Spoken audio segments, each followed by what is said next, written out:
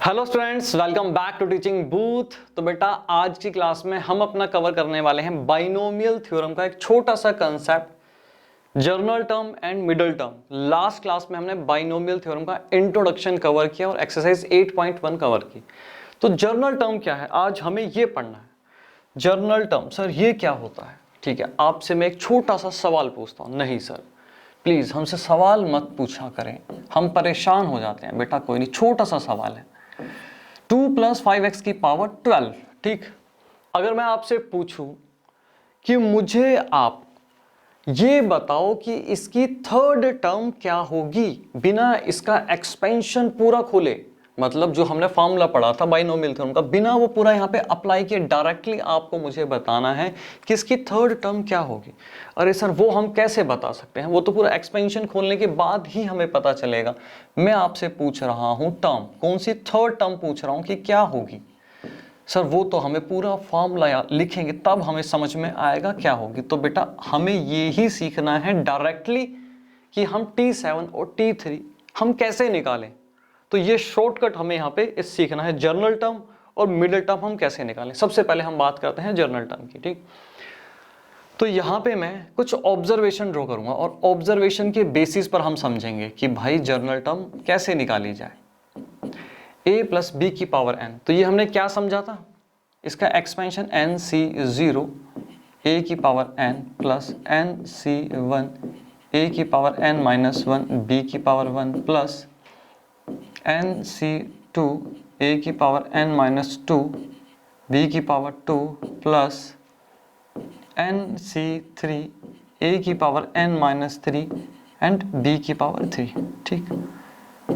अब हम यहाँ पे बात करें तो हम आ गए NCn b की पावर n। अब यहाँ से हमें कुछ ऑब्जर्वेशन ड्रॉ करनी है। आप मुझे बताओ हमारा फॉर्मूला क्या होता है, NCr होता है, हाँ जी। तो ये क्या होता है, r होता है। तो यहाँ पे r क्या होगा, 0 1 2 3, हाँ जी r सर यही होगा। एक चीज बताओ, ये क्या है, हमारी फर्स्ट टर्म, ये है सेकेंड टर्म, ये है हमारी थर्ड टर्म। तो बेटा फर्स्ट टर्म पे सबसे पहले चलो हम लिख देते हैं, यहाँ पे r क्या है हमारे, यहाँ पे 0 है, ये r हमारा क्या है 1, और यहाँ पे r क्या है हमारा 2 है, और यहाँ पे हमारा r 3 है। एक ऑब्जर्वेशन। अब यहाँ से हम ऑब्जर्वेशन ड्रॉ करते हैं जो कि हमारी जर्नल टर्म के लिए सबसे ज़्यादा इंपॉर्टेंट है। अब वो ऑब्जर्वेशन क्या है, वो ऑब्जर्वेशन क्या है, आप मुझे बताओ। ये हमारा क्या है सर, ये हमारी टर्म 1 है। टर्म 1 पे हमारा r क्या है, 0 है, ठीक है ना। एट फर्स्ट टर्म पे जल्दी से बताओ बेटा हमारा r क्या है, सर r हमारा 0 है, ठीक है। अब मैं बात करूं सेकंड टर्म पे, तो सेकंड टर्म पे हमारा r क्या है, सेकंड टर्म पे r हमारा 1 है, ठीक।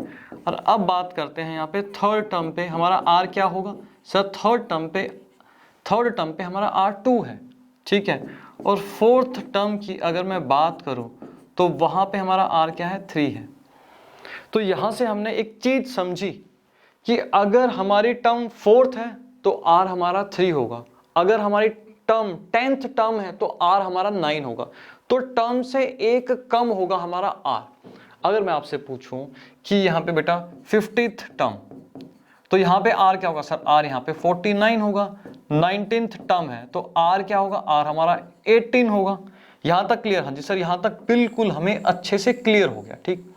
अच्छा ये चीज, अब इस चीज को बेटा अब मैं यहाँ पे इस तरीके से लिख सकता हूँ कि अगर मेरे पास मान लो 10th टर्म की बात अगर हो, ठीक है, तो यहाँ पे मैं ऐसे लिख सकता हूँ TR+1, जल्दी बताओ R+1 लिख सकता हूँ।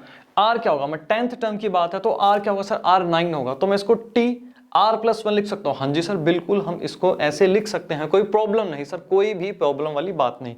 यहां तक समझ में आ गया, हाँ जी सर। टी क्या रिप्रेजेंट कर रहा है, टी रिप्रेजेंट कर रहा है टर्म की, कौन सी टर्म की हम बात कर रहे हैं, कौन सी टर्म हमें चाहिए। अच्छा यहां पे मैं अब एक छोटा सा फॉर्मूला लिखता हूं, वो समझने की कोशिश करेंगे, ठीक है ना। TR+1, अब यहां पे मैं लिख रहा हूं NCr a की पावर n-r एंड बी की पावर आर। इस चीज को समझो एक बार। आप मुझे एक चीज बताओ, यहाँ पे r जब 1 है तो b की पावर भी 1 है, r 2 है तो b की पावर भी 2 है, r 3 है तो b की पावर भी 3 है। तो यहाँ पे हमारा r है, तो हमने क्या किया, यहाँ पे b की पावर r लिख दी, ठीक है। और NCR a की पावर n माइनस r क्यों लिखी? सर एक बार बताओ, मैंने आपको क्या बोला था, a और b की पावर को जब हम ऐड करेंगे, a और b की पावर को जब हम ऐड करेंगे, ठीक है, तो ये हमेशा किसके इक्वल आना चाहिए था? ये हमेशा सर आपने कहा था n के इक्वल आना चाहिए, हमेशा n के इक्वल आना चाहिए, इसलिए मैंने a की पावर n माइनस r लिखी। तो ये बेसिकली क्या हुई, ये क्या हुआ बेटा, ये हमारी हुई, इसको हम बोलेंगे जर्नल टर्म। अभी मैं आपको इसको अप्लाई करके भी बताऊंगा, इसको हम क्या बोलेंगे सर, इसको हम बोलेंगे जर्नल टर्म। ये हमारी जर्नल टर्म हुई, ठीक। तो फॉर्मूला बिल्कुल हमें क्लियर हो गया, NCR a की पावर n माइनस r और b की पावर r। a की पावर n माइनस r क्यों रखी, ये भी आपको समझ में आ गया। b की पावर तो r ही होती है, वो हमने ऑब्जर्वेशन से देख लिया। TR+1 क्यों लिखा, ये भी आपको समझ में आ गया, ठीक। तो मैंने आपसे स्टार्टिंग में ये दो छोटे छोटे से सवाल पूछे थे कि T3 क्या होगा। अब आप बताओ बेटा, यहाँ पे T3 क्या होना चाहिए? सर T3 आपने अभी बताया, अगर T3 है तो हम इसको क्या लिख सकते हैं, T2+1 लिख सकते हैं। हाँ जी भाई, T2+1 क्या होगा, TR+1 हो जाएगा, और 2 क्या होगा हमारा, R होगा, ठीक। तो जर्नल टर्म अभी हमने क्या सीखी इसकी, तो इसको हम इस तरीके से लिख सकते हैं। तो जर्नल टर्म क्या सीखी इसकी, NCR a की power n minus r and b की पावर r। हाँ जी, तो अगर आप इसको यहाँ पे अप्लाई कर दो तो आपके पास क्या आ गया, n क्या है 12, ठीक है जी 12, r क्या आ गया आपके पास 2, a की पावर क्या आ जाएगी सर, a की पावर 10 आ जाएगी, और a नहीं, यहाँ पे बेटा क्या लिखना है 2, ठीक है, a 2 है ना, 2 की पावर हमारे पास क्या आ गई बेटा, यहाँ पे 10 आ गई, और b हमारे पास कितना आ गया, b हमारे पास यहाँ पे b क्या है 5x, और 5x की पावर यहाँ पे 2 आ गई, ठीक। तो हमारे पास क्या होगा, ये थर्ड टर्म डायरेक्टली हमारे पास आ गया। आगे आप इसको सोल्व कर लो, ये तो अच्छे से सोल्व करना आता है। हाँ जी सर बिल्कुल। अब बात कर लेते हैं यहाँ पे सेवंथ टर्म की। अब सेवंथ टर्म कैसे निकालनी है, इसको आप कैसे लिख सकते हो, इसको थोड़ा सा नीचे लिख लेते हैं, ठीक है। अब सेवंथ टर्म को आप कैसे लिख सकते हो, T6+1। हाँ जी सर, हम इसको इस तरीके से लिख सकते हैं, ठीक है। फॉर्मूला क्या हो गया वही, NCR a की power n minus r, b की पावर r। r क्या है, r 6 है, ठीक है। n हमारे पास क्या है 12, r क्या है 6 है, a 2 है, तो यहाँ पे क्या हो जाएगा n माइनस r, 2 की पावर कितनी आ जाएगी बेटा, 2 की पावर हमारे पास आ जाएगी यहाँ पे 6, ठीक है। और यहाँ पे 5x की भी पावर क्या आ जाएगी हमारे पास 6 आ जाएगी। आगे आप इसको सोल्व कर लोगे। क्लियर हुआ कि डायरेक्टली हमें अगर कोई टर्म निकालनी हो, जर्नल टर्म निकालनी, तो हम कैसे निकालेंगे। हाँ जी सर बिल्कुल अच्छे से क्लियर हुआ, ठीक। इसको बेटा नोट करो, फिर थोड़ी सी प्रैक्टिस इसके ऊपर हम और करते हैं, ठीक। नोट कर लिया। अब बेटा यहां पे हम कुछ अपनी प्रैक्टिस कर लेते हैं। छोटा सा यहां पे बिल्कुल सिंपल सा एग्जाम्पल है। अब ये एग्जाम्पल क्या कह रहा है, एग्जाम्पल ये कह रहा है कि भाई find the coefficient of x to the power 5 in x plus 3 की power 8। x to the power 5 के आपको कोफिशिएंट बताने हैं शॉर्टकट तरीके से डायरेक्टली। अब ये कोफिशिएंट क्या होते हैं सर, बच्चों वाली बातें, ये तो हमें पता है। जैसे कि यहाँ पे मैंने लिखा 300 x की पावर 3 प्लस 150 x की पावर 2 प्लस 200 x प्लस 10। अब यहाँ पे मैं पूछूं x to the power 3 coefficient क्या है, कोफिशिएंट है 300, x to the power 2 coefficient क्या है 150, x का कोफिशिएंट क्या है 200। तो आपको बेसिकली इस क्वेश्चन में क्या करना है, x की पावर 5 इसका जो कोफिशिएंट है वो आपको निकालना है, ठीक है, डायरेक्टली निकालना है, जर्नल टर्म को अप्लाई करके निकालना है। यहां तक क्लियर? हाँ जी सर यहां तक बिल्कुल क्लियर। बहुत ही सिंपल सा ये क्वेश्चन है। चलो स्टार्ट करते हैं। सबसे पहले हमारे पास क्या है, जर्नल टर्म क्या है, सबसे पहले हम जर्नल टर्म लिखेंगे। हमारे पास जर्नल टर्म क्या होगी, TR+1 NCR a की power n minus r b की पावर r, ठीक है। तो ये क्या हुई हमारी जर्नल टर्म हुई। अब हमें करना क्या है, सबसे पहले आप एक काम करो, टी आर प्लस 1 है ना, हाँ जी, ए आपके पास x है, b आपके पास 3 है और n आपके पास 8 है। पहले आप ये पुट कर दो, n क्या है 8, हाँ जी, r हमें अभी नहीं पता, और a क्या है हमारा x 8 माइनस r, और b क्या है हमारा 3 और r। अब आप मुझे एक चीज बताओ, हमें क्या चाहिए, हमें चाहिए x की पावर 5 का कोफिशिएंट। इसका मतलब क्या हुआ, इसका मतलब ये हुआ जो हमारे पास यहाँ पे ये है, हमें यहाँ पे क्या चाहिए, x की पावर 5 चाहिए। x 8 माइनस 3 है, हमें x की पावर क्या चाहिए, 5 चाहिए। तो आप क्या करोगे बेसिकली, तो यहाँ पे मैं लिख सकता हूँ, मैं यहाँ पे, हम यहाँ पे क्या लिख सकते हैं, हम यहाँ पे लिख सकते हैं we need to find the coefficient of x to the power 5, ठीक है ना, इसका कोफिशिएंट चाहिए। therefore comparing indices of x के, हम इंडाइसिस कंपेयर कर रहे हैं, हम क्या लिख सकते हैं, x की पावर 5 इक्वल टू x की पावर 8 माइनस r, ठीक है। इसके इंडाइसिस की पावर को हम कंपेयर करें, क्योंकि हमें x की पावर 8 माइनस r, हमें क्या चाहिए, x 5 चाहिए। क्लियर, अगर हमें यही चाहिए, ठीक है जी, तो पावर को हम कंपेयर कर सकते हैं, हाँ जी, तो यहां से हमें क्या मिल जाएगा, r मिल जाएगा। तो r हमारे पास क्या होगा, यहाँ पे 3 आ गया, ठीक। अब आप क्या करोगे यहाँ पे, अब आप यहाँ पे क्या करोगे, आपके पास r3 आ गया, तो 3 + 1, अब आप r यहाँ पे पुट कर लो, 8 c 3 x की पावर 5 आ गई, हाँ जी, यही हमें चाहिए थी, और यहाँ पे 3 की पावर कितनी आ गई, 3 आ गई। क्लियर, अच्छा अब मुझे बताओ x की पावर जो हमारे पास यहाँ पे है 5, इसका कोफिशिएंट क्या होगा, तो इसका कोफिशिएंट क्या होगा, ये इसका होगा कोफिशिएंट, और यहाँ पे हम लिख सकते हैं कोफिशिएंट ऑफ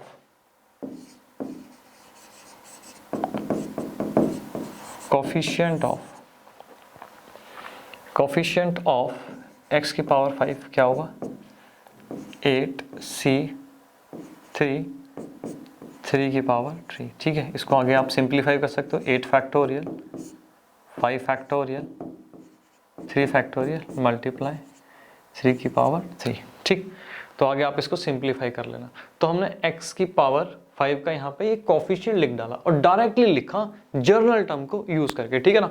बहुत ही सिंपल है, वेरी वेरी सिंपल। नोट करो, फिर चलते हैं बेटा अपने नेक्स्ट क्वेश्चन पे। नोट कर लिया, हाँ जी सर। अब देखते हैं बेटा अपना यहाँ पे हम सेकेंड एग्जाम्पल, ठीक है। ये भी क्या है, वेरी वेरी सिंपल। क्या कह रहा है, find the coefficient of x to the power 6 y to the power 3 in x + 2 की पावर 9। आपको क्या करना है, इसका कोफिशिएंट निकालना है, ठीक है। क्या है बेटा, वेरी वेरी सिंपल। सबसे पहले हम यहाँ पे लिखते हैं अपनी जर्नल टर्म, ठीक है। जर्नल टर्म हमारी क्या होगी, t r + 1 n c r a की power n minus r b की पावर r। अब हमें क्या करना है यहाँ पे, आप, अच्छा मैं आपको यहाँ पे डायरेक्टली ये बता सकता हूँ कि r क्या है, r क्या है, हम डायरेक्टली इसको देख के बता सकते हैं। पहले आप मुझे बताओ यहाँ पे a क्या होगा, सर हमारा a हो जाएगा x और b हो जाएगा हमारा यहाँ पे 2y, ठीक है। और मुझे एक चीज बताओ, y की पावर यहाँ पे 3 दी हुई है, y की पावर 3 दी हुई है, तो जो बेटा y क्या यहाँ पे b है, और जो b की पावर होती है वही हमारा r होता है। Very very simple. हमने पढ़ा था ना कि भाई हमने क्या करा है, जो r होता है यहाँ पे, ठीक है ना, वही क्या होती है, b की पावर भी क्या होती है, r होती है। और यहाँ पे y क्या है, हमारा b है, और y की पावर क्या है, 3 है। इट मीन्स r क्या होगा, हमारा 3 होगा। तो बेटा बिना कुछ सोल्व किए ही हम डायरेक्टली यहाँ पे, अगर हमें नॉलेज है, अगर सिर्फ फॉर्मूले का रट्टा लगाया तो बेटा हम नहीं कर सकते, ठीक है। अच्छा अब पेपर में कैसे करना है वो हम पूरी प्रेजेंटेशन यहाँ पे लिख देते हैं। अब सबसे पहले आप क्या करो, यहाँ पे t r + 1 n क्या है यहाँ पे 9,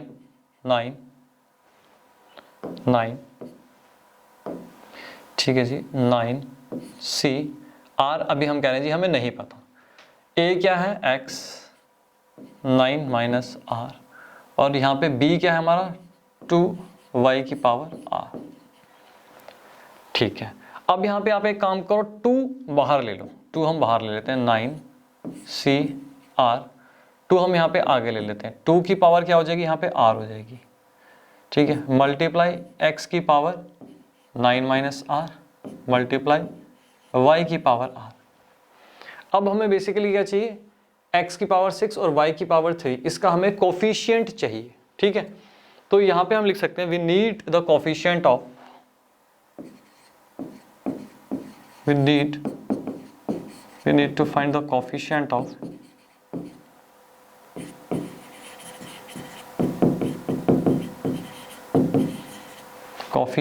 of क्या हो जाएगा x की पावर 6 एंड y की पावर 5। ठीक है, अब यहाँ पे हम लिखें therefore comparing indices, therefore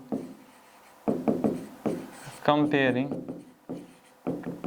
indices of x, हमें कंपेयर x एंड y दोनों के हमें कंपेयर करने हैं, किसके साथ कंपेयर करने हैं यहाँ पे, तो हमारे पास क्या आ जाएगा, यहाँ पे हम कंपेयर कर लेते हैं x की पावर 9 माइनस आर, यहाँ पे x की पावर 6। ठीक है जी, वैसे हमारे पास क्या आ जाएगा y की पावर r, और यहाँ पे y हमारे पास 3 आ जाएगा। देखो अब दोनों केसेस में हमारे पास r क्या आएगा, यहाँ पे तो डायरेक्टली r इक्वल टू 3 आ गया, यहाँ पे क्या आएगा 9 minus r is equal to 6, power को हमने इक्वल टू में रख लिया, r हमारे पास 3 आ गया, जो कि डायरेक्टली मैंने आपको बता दिया था कि अगर b की जो पावर है वही हमारा r होता है। अब आपको क्या करना है, बस बेटा अब तो कुछ रहा ही नहीं, अब r की वैल्यू पुट कर दो यहाँ पे, तो आपके पास क्या आ जाएगा 3 + 1 3 9 c 3, यहाँ पे हम पुट कर देते हैं। ठीक है ना, 2 की पावर 3 आ गया मल्टीप्लाई x की पावर 6 एंड y की पावर 3। अब इसके ही कोफिशिएंट की बात हो रही है। ठीक है, तो हम यहाँ पे लिख सकते हैं कोफिशिएंट ऑफ, तो कोफिशिएंट बेसिकली क्या होगा, ये कोफिशिएंट हो गया है ना, ये हमारे पास इसका कोफिशिएंट हो गया, और ये क्वेश्चन में पूछ रहा, तो यहाँ पे लिख सकते हैं कोफिशिएंट ऑफ x की पावर 6 और y की पावर 3, हमारे पास क्या आ गया 9 CR, और यहाँ पे हम 8 लिख सकते हैं, 9 CR की जगह यहाँ पे बेटा क्या है 3, हमारे पास क्या आ जाएगा 9 फैक्टोरियल डिवाइडेड बाय नीचे क्या आ जाएगा 6 फैक्टोरियल 3 फैक्टोरियल मल्टीप्लाई 8। ठीक है, आगे आप इसको सोल्व कर लेना। तो ये भी क्या था, सिंपल सा एक क्वेश्चन प्रैक्टिस के लिए। ठीक, नोट करो इसको, फिर चलते हैं हम अपने नेक्स्ट कंसेप्ट पे कि मिडिल टर्म क्या होती है।